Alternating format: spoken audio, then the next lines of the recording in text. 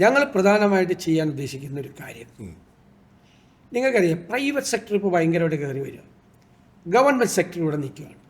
Private സെക്ടറിൽ ഒരു company അതിൻ്റെ മാനേജറോട് ഒരു അസൈൻമെൻറ്റ് കൊടുക്കുകയാണ്, within 6 months you have to complete this project. അയാൾ 6 മാസത്തിനകം ആ പ്രോജക്റ്റ് കംപ്ലീറ്റ് ചെയ്തില്ലെങ്കിൽ എന്ത് ചെയ്യും? പുറത്തു പോകും അല്ലേ?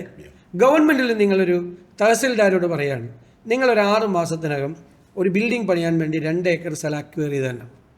ഇയാൾ 6 മാസം അല്ല 6 കൊല്ലം കഴിഞ്ഞാൽ എടുത്തു കൊടുക്കില്ല. പക്ഷേ ഹീ ഈസ് നോട്ട് അക്കൗണ്ടബിൾ.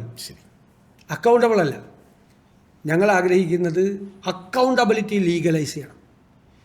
6 മാസം കൊണ്ട് ആ ഭൂമി അക്വയർ ചെയ്താൻ പറഞ്ഞ് കൊടുത്താൽ 181ാമത്തെ ദിവസം അയാൾ ലേബിളാവണം. അയാൾക്ക് അക്കൗണ്ടബിലിറ്റി ഉണ്ടാവണം. സ്റ്റേറ്റിൻ്റെ സാലറി മേടിക്കുന്ന ആളാണ്. അപ്പോൾ അയാൾ 3 മാസം കൊണ്ട് സ്ഥലം എടുത്ത് തരും. You're referring to accountability for the bureaucracy? Yes, definitely.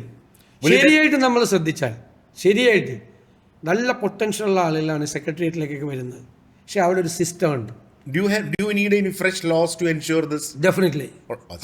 Definitely. ഇപ്പോൾ ഫോർ എക്സാമ്പിൾ സെക്രട്ടേറിയറ്റാണ് ഹെഡ് ക്വാർട്ടേഴ്സ്, ഭരണസിരാകേന്ദ്രം.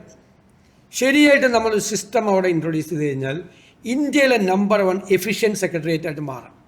ആ കൾച്ചർ താഴേക്ക് നമുക്ക് കൊണ്ടുവരാം.